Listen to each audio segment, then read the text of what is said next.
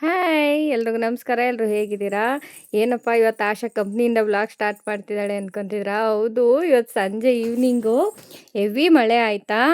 8 ಗಂಟೆ 7:30 ಆದರೂ ನನ್ನ ಕಂಪ್ನಿ ತವೇ ಇದೆ. ಸೊ ಅಲ್ಲಿಂದನೇ ವ್ಲಾಗ್ ಕಂಟಿನ್ಯೂ ಮಾಡ್ತೀನಿ, ಸ್ಟಾರ್ಟ್ ಮಾಡ್ತಾ ಇದ್ದೀನಿ. ಹೆವಿ ಮಳೆ ಆಯಿತಾ. ಎಷ್ಟು ಮಳೆ ಅಂತ ಅಂದರೆ 5:45 ಮಳೆ ಸ್ಟಾರ್ಟ್ ಆಗಿದ್ದಕ್ಕೆ 7:30 ಆದರೂ ಮಳೆ ನಿಂತಿದ್ದಿಲ್ಲ.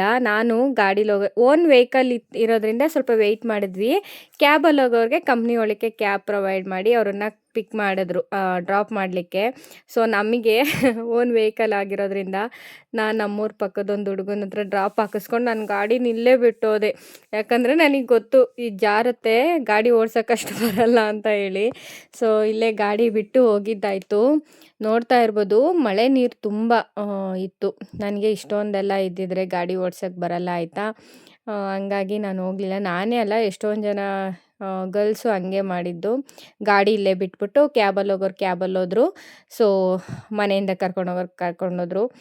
ನಾನು ಹಂಗೇನೆ ಈ ಮಣ್ಣು ರೋಡಿಂದನೇ ನನಗೆ ಸ್ವಲ್ಪ ಭಯ. ಇದಕ್ಕೋಸ್ಕರನೇ ನಾನು ಗಾಡಿನ ಇಲ್ಲೇ ಬಿಟ್ಟು ಕಂಪ್ನಿ ಹತ್ರನೇ ಬಿಟ್ಟಿದ್ದು. ಸೊ ಬನ್ನಿ ವ್ಲಾಗ್ ಕಂಟಿನ್ಯೂ ಮಾಡ್ತೀನಿ. ಸೊ ಈ ವ್ಲಾಗ್ ಏನಾದರೂ ಇಷ್ಟ ಆದರೆ ಲೈಕ್ ಮಾಡಿ, ಶೇರ್ ಮಾಡಿ, ಸಬ್ಸ್ಕ್ರೈಬ್ ಮಾಡಿ, ನೀವು ಫ್ರೆಂಡ್ಸ್ ಆ್ಯಂಡ್ ಫ್ಯಾಮಿಲಿ ಗ್ರೂಪ್ಗೆ ಶೇರ್ ಮಾಡಿ. ಬನ್ನಿ ವ್ಲಾಗ್ ಕಂಟಿನ್ಯೂ ಮಾಡೋಣ. ಇಲ್ಲಿ ಹೆವಿ ಹಳ್ಳ ಆಗ್ಬಿಟ್ಟಿತ್ತು. ಮಣ್ಣು ರೋಡು ಮೊದಲೇನೆ ಹಳ್ಳ ಆಗ್ಬಿಟ್ಟಿತ್ತು. ಅಲ್ಲಿ ಗಾಡಿ ಓಡಿಸ್ಕೊಂಬರೋರೆಲ್ಲ ನಮ್ಗೆ ಅದೇ ಹೇಳಿದ್ರು, ಅಲ್ಲಿ ಗುಂಡಿ ಬಿದ್ದುಬಿಟ್ಟಿದೆ, ಸ್ವಲ್ಪ ಹುಷಾರಾಗಿ ಹೋಗಿ ಅಂತ. ಸೊ ಹಂಗಾಗಿ ಶೂನ ತೊಡೆ ಮೇಲೆ ಇಕ್ಕೊಂಡು ಬಂದಿದ್ದಾಯಿತು. ನಮ್ಮದು ಕೊಳ್ಕೆರೆ ಆಯಿತಾ. ಶಿವಗಂಗೆ ಒಂದು ಹುಡುಗ ನನ್ನನ್ನು ಡ್ರಾಪ್ ಮಾಡಿದ್ದು, ಅವರು ಕಲೀಗು. ಕೇಳಿದ ತಕ್ಷಣ ಪಾಪ ಡ್ರಾಪ್ ಮಾಡ್ದ, ಥ್ಯಾಂಕ್ ಯು ಸೋ ಮಚ್. ನನ್ನನ್ನು ಬಿಟ್ಬಿಟ್ಟು ಹೋದರು ಅವರು. ಸೊ ಮನೆಗೆ ಬಂದರೆ ಊರಲ್ಲೂ ಕರೆಂಟ್ ಇಲ್ಲ ಹೇಳ್ಬೇಕಂದ್ರೆ. ಫೋನಲ್ಲಿ ಚಾರ್ಜ್ ಇಲ್ಲ. ಮಗ ಮನೆ ಅಂಟ್ಕೊಂಡು ಕುಂತಿದ್ದ, ಮನೆ ಗಲೀಜು ಮಾಡ್ಕೊಂಡಿದ್ದ. ಕರೆಂಟ್ ಇರಲಿಲ್ಲ. ಅಮ್ಮ ಒಂದೇ ಎಲ್ಲ ಕೆಲಸ ಮಾಡ್ಕೊತಾಯಿತ್ತು. ಸೊ ಕರೆಂಟ್ ಇಲ್ಲ. ನನಗೆ ಟೀ ಹುಚ್ಚು. ಮನೆಗೆ ಬಂದಿದ ತಕ್ಷಣ ಟೀ ಕುಡಿದ್ಬಿಡ್ಬೇಕು. ಅಮ್ಮಂಗೆ ಗೊತ್ತು, ಟೀ ಕುಡಿದ್ರೆ ಅಂದೇನು ಕೆಲಸ ಮಾಡಲ್ಲ ಇವಳು ಅಂತ ಅಂದ್ಬಿಟ್ಟು ಅಮ್ಮ ಕತ್ಲೆ ಟೀ ಮಾಡಿಕೊಡ್ತು. ಅಷ್ಟೊತ್ತಿಗೆ ಬೆಳಗ್ಗೆ ಉಪ್ಪಿಟ್ಟು ಮಾಡಿದ್ದೆ. ಸೊ ಅದನ್ನೇ ತಿನ್ಕೊಂಡೆ ಸ್ವಲ್ಪ. ಆಮೇಲೆ ಟೀ ಕುಡಿದು ಸೊಪ್ಪೆಲ್ಲ ತಂದಿತ್ತಮ್ಮ. ಇವನು ಡ್ರಾಯಿಂಗ್ ಮಾಡ್ಕೊ ಅಂತ ಹೇಳಿ ಅಪ್ಪ ನಾನು ಮಾತಾಡ್ಕೊಂಡ್ವಿ.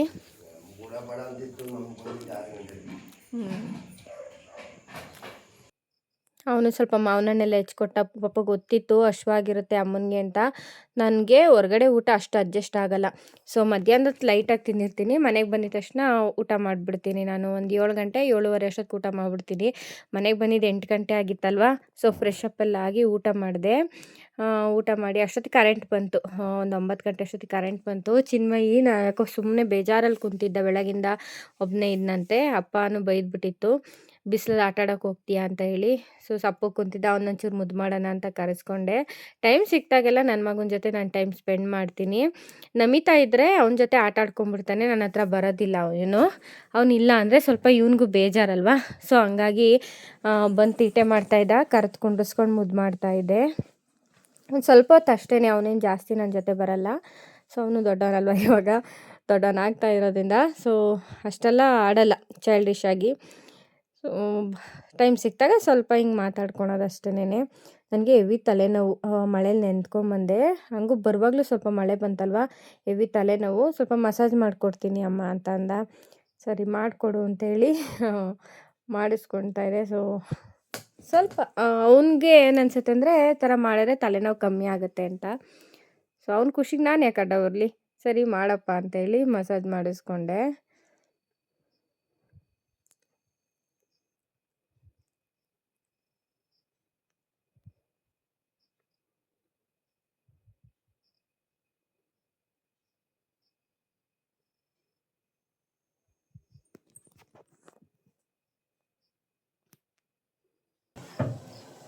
ಮಸಾಜ್ ಮಾಡಿಸ್ಕೊಂಡು ಇದು ನೆಕ್ಸ್ಟ್ ಡೇ ಮಾರ್ನಿಂಗ್ ವ್ಲಾಗ್ ಆಗಿರುತ್ತೆ ಆಯಿತಾ. ಬೆಳಗ್ಗೆನೇ ಸಾಂಬಾರು ಮಾಡಿಬಿಡು ಅಂತ ಹೇಳ್ತು ಅಮ್ಮ. ಯಾಕಂದರೆ ತರಕಾರಿ ಇತ್ತು, ಒಣಗೋಗ್ಬಿಡುತ್ತೆ, ಫ್ರಿಜ್ಜು ಇಲ್ಲ ಮನೆಯಲ್ಲಿ, ಬೇಗ ಮಾಡು ಸಾಂಬಾರು ಅಂತ ಹೇಳ್ತು. ಸರಿ ಆಯಿತು, ಕ್ವಿಕ್ಕಾಗಿ ಮಾಡಬೇಕು ಅಂತ ಹೇಳಿ. ಹೆಂಗಿರು ಲೇಟ್ ಆಗಿತ್ತಲ್ವ. ಈ ಟೊಮ್ಯಾಟೊ ಬೇಯಿಸ್ಕೊಂಡು ಅದಕ್ಕೆ ಕಾಯಿ, ಈರುಳ್ಳಿ, ಸಾಂಬಾರು ಪುಡಿ, ಒಂದು ಸ್ವಲ್ಪ ಹುಣಸೆಹಣ್ಣು ಹಾಕ್ಕೊಂಡು ರುಬ್ಕೊಳ್ತಾ ಇದ್ದೀನಿ. ಸಿಂಪಲಾಗಿ ಮಾಡ್ಕೊತೀನಿ ನಾನು, ಹೆವಿಯಾಗೆಲ್ಲ ಮಸಾಲೆ ಹಾಕೋಲ್ಲ. ಇಲ್ಲಿ ಕುಕ್ಕರ್ಗೆ ಎಣ್ಣೆ ಹಾಕ್ಬಿಟ್ಟು ಸ್ವಲ್ಪ ಒಗ್ಗರಣೆ ಕೊಟ್ಕೊತೀನಿ. ಅಷ್ಟೊತ್ತಿಗೆ ಅನ್ನಕ್ಕೆ ಇಟ್ಕೊಂಬಿಡೋಣ ಅಂತೇಳಿ 2 ಬರ್ನಲ್ಲಿರೋದ್ರಿಂದ ಬೇಗ ಬೇಗ ಆಗುತ್ತೆ. ಒಂದು ಕಡೆ ಅನ್ನಕ್ಕೆ ಇಟ್ಕೊಂಡ್ರೆ ಇನ್ನೊಂದು ಕಡೆ ಸಾಂಬಾರು ಮಾಡ್ಕೊಂಬಿಡ್ಬೋದು. ಲೇಟ್ ಆಗುತ್ತೆ ಅಮ್ಮನಿಗೂ. ಸೊ ಹಂಗಾಗಿ ನಾನಿಲ್ಲಿ ಮಾಡ್ಕೊತಾ ಇದ್ದೆ. ಇಲ್ಲಿ ಕುಕ್ಕರ್ಗೆ ಸಾಸಿವೆ ಎಣ್ಣೆ ಹಾಕ್ಬಿಟ್ಟು ಸಾಸಿವೆ ಹಾಕಿ ಸ್ವಲ್ಪ ಫ್ರೈ ಮಾಡ್ಕೊತೀನಿ. ಸಾಸಿವೆ ಈರುಳ್ಳಿ ಹಾಕ್ಬಿಟ್ಟು ಇಲ್ಲೆಲ್ಲ ಸ್ವಲ್ಪ ಸಾಸಿವೆ ಜೀರಿಗೆ ಎಲ್ಲ ರೀಫಿಲ್ ಮಾಡ್ಕೊಬೇಕಾಯ್ತು. ಎಲ್ಲ ಮಾಡಿಕೊಂಡು ತರಕಾರಿ ಹೆಚ್ಚಿಟ್ಕೊಂಡಿದ್ನಲ್ವ ಅದನ್ನು ಹಾಕಿ ಸ್ವಲ್ಪ ಫ್ರೈ ಮಾಡ್ಕೊತಾ ಇದ್ದೀನಿ. ಹಲಸಿನ್ಕಾಯಿ ಬೀಜ ಇತ್ತು, ನಂಗೆ ಹಲಸಿನ್ಕಾಯಿ ಬೀಜದ್ದು ಬಸ್ಸಾರು ಮಾಡಿದ್ರೆ ಇಷ್ಟ ಆಗುತ್ತೆ. ಸೊ ಬಸ್ಸಾರು ಮಾಡೋಷ್ಟು ಇರಲಿಲ್ಲ ಅಂದ್ಬಿಟ್ಟು ಒಂದು 4 ಇತ್ತು, ಹುಳಿ ಸಾರಿಗೆ ಹಾಕ್ಕೊಂಡೆ. ಈ ರುಬ್ಕೊಂಡಿದ್ನಲ್ಲ ಆ ಮಸಾಲೆಯನ್ನು ಹಾಕಿ ಸ್ವಲ್ಪ ರಾಸ್ ಮೇಲೆ ಹೋಗಬೇಕು. ಸೊ ಅಲ್ಲಿವರೆಗೂ ಸ್ವಲ್ಪ ಫ್ರೈ ಮಾಡಿಕೊಂಡು ಇವಾಗ ಕನ್ಸಿಸ್ಟೆನ್ಸಿ ನೋಡ್ಕೊತೀನಿ ನಾನು. ಸ್ವಲ್ಪ ಫ್ರೈ ಮಾಡ್ಕೊಬೇಕು.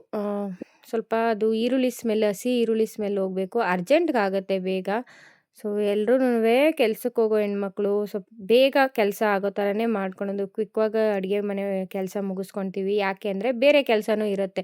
ಸೊ ಅದೊಂದೇ ಇರಲ್ಲ ನಮಗೆ. ಸೊ ಹಂಗಾಗಿ ಯಾವುದು ಈಸಿಯಾಗಿ ಟೇಸ್ಟಿಯಾಗಿ ಬರುತ್ತೋ ಸೊ ಅದನ್ನು ಇದು ಮಾಡ್ಕೊತೀವಿ. ಟೈಮ್ ಕನ್ಸ್ಯೂಮಿಂಗ್ ಎಲ್ಲ ನಾನು ಮಾಡೋಕ್ಕೋಗಲ್ಲ. ಹೇಳೋಕೆ ಬೇರೆಯವ್ರಿಗೆ ಗೊತ್ತಿಲ್ಲ, ಸೊ ನಾನು ಮಾಡೋಕ್ಕೋಗಲ್ಲ. ನಾನು ಸ್ವಲ್ಪ ಲೇಜಿನೇ. ಸೊ ಹಂಗಾಗಿ ಈ ಥರ ಮಾಡ್ಕೊತಾ ಇದ್ದೀನಿ ನಾನು ಅಷ್ಟೇ.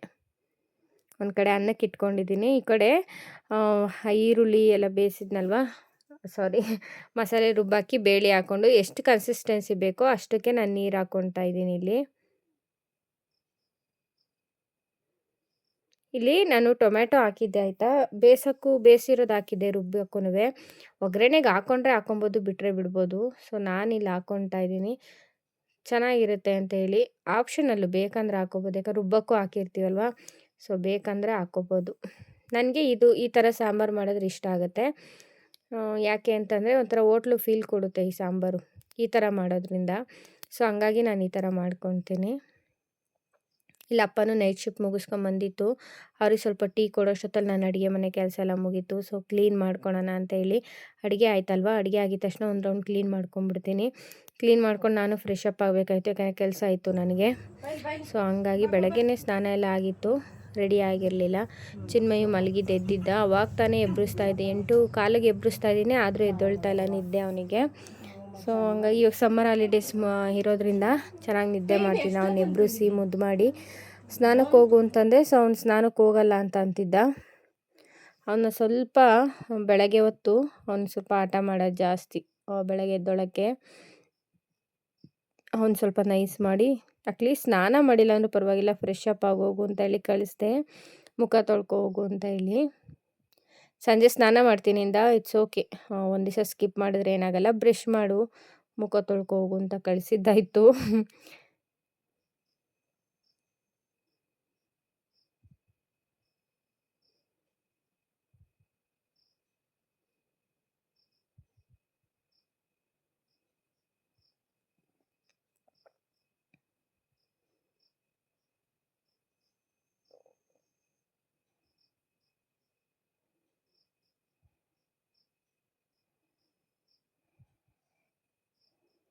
ಅವ್ನು ಮುದ್ದು ಮಾಡೋ ಅಷ್ಟೊತ್ತಲ್ಲೇ ನನಗೂ ಟೈಮ್ ಆಗೋಯಿತು. ಸರಿ ಪಾಪ ಅವನು ಇವತ್ತು ಮುಖ ತೊಳ್ಕೊಂಬರ್ತೀನಿ ಅಂತ ಹೋದ. ಮುಖ ಎಲ್ಲ ತೊಳ್ಕೊಂಡು ಏನು ಗೊತ್ತಾ, ನಾನು ಕೆಲ್ಸಕ್ಕೆ ಹೋಗೋ ಅಷ್ಟೊತ್ತಲ್ಲಿ ಅವನನ್ನ ರೆಡಿ ಮಾಡಿ ಸ್ನಾನ ಎಲ್ಲ ಮುಗಿಸ್ಬಿಟ್ಟು ಅವ್ನಿಗೂ ತಿಂಡಿ ಹಾಕ್ಕೊಟ್ರೆ, ಅವ್ನು ತಿಂಡಿ ತಿಂದರೆ ನನಗೆ ಸಮಾಧಾನ. ಬಿಡು ಅವ್ನು ತಿಂಡಿ ತಿಂದಿದ್ದಾನೆ, ಮಧ್ಯಾಹ್ನಕ್ಕೆ ಊಟ ಮಾಡ್ಕೊತಾನೆ ಅಂತ. ನಾನು ಮಧ್ಯಾಹ್ನಕ್ಕೆ ಫೋನ್ ಮಾಡ್ತೀನಿ. ಸೊ ಅವಾಗ ಅವ್ನು ಹೇಳ್ತಾನೆ, ಅಮ್ಮ ಊಟ ಮಾಡ್ತಿದ್ದೀನಿ ಅಂತ. ವೀಡಿಯೋ ಕಾಲೆಲ್ಲ ಮಾಡ್ತಾನೆ ಸಮ್ಟೈಮ್ಸು. ಸೊ ನನಗೆ ಅವಾಗ ಸ್ವಲ್ಪ PS ಇರಲ್ಲ, ಊಟ ಮಾಡಿದ್ದಾನೆ ಬಿಡಪ್ಪ ಅನ್ನೋ ಥರ ಅನಿಸುತ್ತೆ. 1-2 ಸತಿ ಅಂತೂ ಫೋನ್ ಮಾಡ್ತಿರ್ತೀನಿ ನಾನು ನನ್ನ ಮಗನಿಗೆ. ಸೊ ಗಾಡಿ ಅಲ್ಲೇ ಬಿಟ್ಟು ಬಂದಿದ್ನಲ್ಲ ಕಂಪ್ನಿ ಇವತ್ತು ಒಬ್ಬರ ಹತ್ರ ಡ್ರಾಪ್ ಹಾಕಿಸ್ಕೋಬೇಕಾಯ್ತು. ನಮ್ಮ ಮನೆ ತಾವೇ ಒಬ್ಬರ ಹತ್ರ ಡ್ರಾಪ್ ಹಾಕಿಸ್ಕೊಂಡಿದ್ದಾಯಿತು. ನಾನು ಎಣ್ಣೆ ಹೊಳೆವರೆಗೂ, ದಟ್ ಮೀನ್ಸ್ ಶಿವಾನಂದ ನಗರ ಅಲ್ಲಿವರೆಗೂ ನಾನು ಡ್ರಾಪ್ ಹಾಕಿಸ್ಕೊಂಡೆ. ಹತ್ತ ನನ್ನ ಕಂಪ್ನಿದೇ ಒಬ್ಬರು ಹುಡುಗ ಬರ್ತಾರೆ ಕಲೀಗು, ಅವ್ರ ಹತ್ರ ನಾನು ಡ್ರಾಪ್ ಹಾಕಿಸ್ಕೊಂಡೆ. ಯಾಕಂದರೆ ಗಾಡಿ ಇರಲಿಲ್ಲ ನನ್ನ ಹತ್ರ, ಅಲ್ಲಿವರೆಗೂ ಬಿಡೋಕ್ಕೆ ಕಷ್ಟ ಆಗುತ್ತೆ. ಸೊ ಹಂಗಾಗಿ ಇಲ್ಲಿಂದ ಇಲ್ಲಿಗೆ ಹಾಕಿಸ್ಕೊಂಡಿದ್ದಾಯಿತು. ಸ್ವಲ್ಪ ಇವಾಗ ನೀರು ಕಮ್ಮಿ ಆಗಿತ್ತು, ಮಳೆ ನೀರು, ಆದರೂ ಪಾಪ ಅವರೆಲ್ಲ ಕ್ಲೀನ್ ಮಾಡ್ತಾಯಿದ್ರು ವರ್ಕರ್ಸು. ಇಲ್ಲೂ ಜಾರ್ತಾಯಿತ್ತು ಹೋಗೋಕ್ಕೆ, ನಿಧಾನಕ್ಕೆ ಹೋದ್ವಿ ನಾವು. ನನಗೆ ಇಷ್ಟೆಲ್ಲ ಇದ್ದರೆ ನನಗೆ ರಿಸ್ಕೇ ಹೇಳಬೇಕು, ಅನ್ನೋ ಗಾಡಿ ಅಷ್ಟು ಪರ್ಫೆಕ್ಟಾಗಿ ನನಗೆ ಓಡ್ಸೋಕ್ಕೆ ಬರೋಲ್ಲ. ಸೊ ಹಂಗಾಗಿ ನಾನು ರಿಸ್ಕ್ ತೊಗೊಳ್ಲಿಲ್ಲ. ಎಲ್ಲ ಕ್ಲೀನ್ ಮಾಡ್ತಾಯಿರು ನೋಡಿರ್ಬೋದು ನೀವು.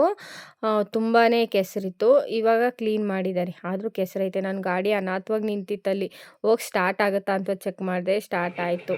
ಸೊ ಕೆಲಸ ಮುಗಿಸ್ಕೊಂಡು ಮನೆಗೆ ಬರೋಷ್ಟೊತ್ತಲ್ಲಿ ನಮ್ಮ ಗುಬ್ಬಿ ತುಟಿ ಹೊಡೆದಾಕೊಂಡಿದ್ದ. ಪಾಪ ಬಿದ್ದುಬಿಟ್ಟೈತೆ, ನೋವು ಅವನಿಗೆ. ಬಂದಿದ ತಕ್ಷಣ ನನಗೆ ತೋರ್ಸೋಕ್ಕೆ ಮಾತಾಡಿತಾ ಇತ್ತು. ನೋಡಿದೆ ಜಾಸ್ತಿನೇ ನೋವಾಗಿತ್ತು ಪಾಪ ಅವನಿಗೆ. ಬಿದ್ದುಬಿಟ್ಟಿದ್ದಾನೆ ಅವನು. ಆ ಥರ ಎಲ್ಲ ಮಾಡ್ಕೊಳ್ತಾ ಇರ್ತಾನೆ ಅವನು ಅವಾಗವಾಗ. ಅಂದರೆ ಜಾಸ್ತಿ ಮಾಡ್ಕೊಂಡಿದ್ದಾನೆ ಇವಾಗ ಅಂತ ಅನ್ನಿಸ್ತು. ಆಟ ಆಡ್ತಿರ್ತಾನಲ್ವ ಆ ಟೈಮಲ್ಲಿ ನೋಡಲ್ಲ ಅವನು. ಬೇಗ ಬೇಗ ಹೋಗಿ ಬಿದ್ದಿರ್ತಾನೆ. ಕಾಮನ್ನು ಮಕ್ಕಳು ಇವೆಲ್ಲ ಸ್ವಲ್ಪ ಜಾಸ್ತಿ ಇಂಜುರಿ ಮಾಡ್ಕೊಂಡ್ರೆ ಸ್ವಲ್ಪ ಕಷ್ಟ ಆಗತ್ತೆ ಅಷ್ಟೇನೆ.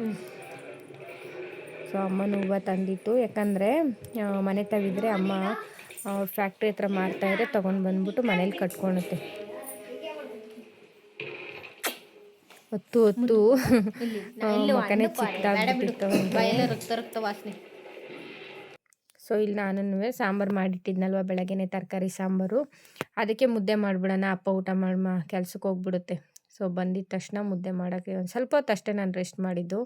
ಮುದ್ದೆ ಮಾಡೋಕ್ಕೆ ಕುತ್ಕೊಂಡ್ಬಿಟ್ಟೆ.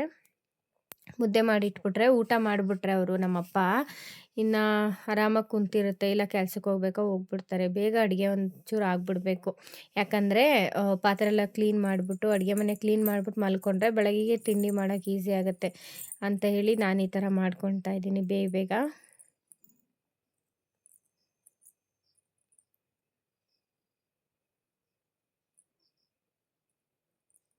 ನಾನಿಲ್ಲ ಮುದ್ದೆ ತೊಳೆಸ್ಕೊಡ್ತಿದ್ದಂಗೆ ರೇಖಾನು ಎಲ್ರಿಗೂ ಊಟ ಇಕ್ಕೊಟ್ಲು. ಅವನು ತುಟಿ ಹೊಡೆದಾಕಡಿದ್ನಲ್ಲ, ನಿಧಾನಕ್ಕೆ ತಿನ್ನಿಸ್ತಾ ಇದ್ಲ ಅವನಿಗೂ. ಹಿಂದಿ ಹೇಳ್ಕೊಡ್ತಾರೆ.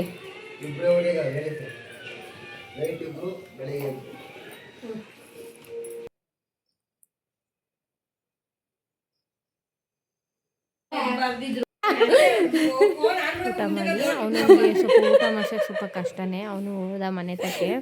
ಸೊ ನಾವು ಮುಗಿಸಿದೆ ನಾನು. ಇವನು ಸ್ವಲ್ಪ ಸೊಳ್ಳೆ ಬತ್ತಿ ಹಚ್ತಾ ಇದ್ದ. ಈ ಕಡೆ ಸೊಳ್ಳೆ ಜಾಸ್ತಿ, ಯಾಕೆಂದರೆ ಮಳೆ ಹುಯ್ತಾ ಇದೆಯಲ್ಲ, ಸೊಳ್ಳೆನೂ ಜಾಸ್ತಿ. ಗ್ರೀನರಿ ಇರೋದ್ರಿಂದ ಸೊಳ್ಳೆ ಇರುತ್ತೆ. ನಾನು ಆಯಿಲ್ ಅಪ್ಲೈ ಮಾಡಬೇಕಾಯ್ತು. ಆಯಿಲ್ ಅಪ್ಲೈ ಮಾಡಿ ಸ್ವಲ್ಪ ಮಸಾಜ್ ಮಾಡಿದೆ. ಹೇಳಿದ್ನೆಲ್ಲ ತಲೆನೋವಿದೆ ಅಂತ. ಸೊ ಹಂಗಾಗಿ